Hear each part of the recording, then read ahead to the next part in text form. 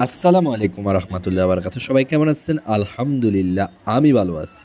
আপনাদের মাঝে হাজির হয়ে গেলাম আমি এম কে রুবেল। আপনাদেরকে নিয়ে আসলাম কক্সবাজার সমুদ্র সৈকত। আসলে কক্সবাজার সমুদ্র সৈকত কিন্তু সবার কাছেই পুরাতন হয়ে গেছে। অনেকে আসছেন আবার অনেকে আসেন নাই।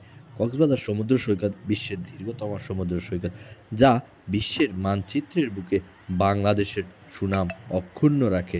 আসলে আপনারা আসেন কক্সবাজার, কত কিছু যে খাচ্ছেন, প্লাস্টিক বর্জ্য ফেলে সমুদ্র সৈকতের সৌন্দর্যটাই নষ্ট করে দিচ্ছেন।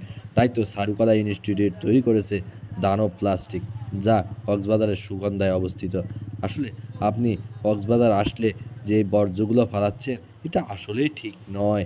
কারণ এটা তো আমাদের একটা সম্পদ বিশ্বের বুকে। এটাই হচ্ছে আমাদের সম্পদ। কক্সবাজারকে টিকিয়ে রাখা, ধরে রাখা, তার সৌন্দর্যকে ধরে রাখাটাই আসলে আমাদের এক কর্তব্য। কিন্তু আমরা তো বুঝি না যে আমাদের এই গুরুত্বপূর্ণ সম্পদটা হারিয়ে যাচ্ছে। কেন আমরা এত অবহেলা করি? আসুন না আমরা সবাই গড়ে তুলি আমাদের পর্যটন খাতকে, যেন বিশ্বের বুকে আরও সুনামের সাথে চলতে পারে। তাদের এর বুকে বিক্রি হচ্ছে। দেখেন না কত সুন্দর ঘোড়া, সবকিছুই আপনি পাবেন। আসলে সমুদ্রের পাশের যে দোলানো চেয়ারগুলো থাকে, সেগুলো দেখেন কত সুন্দর।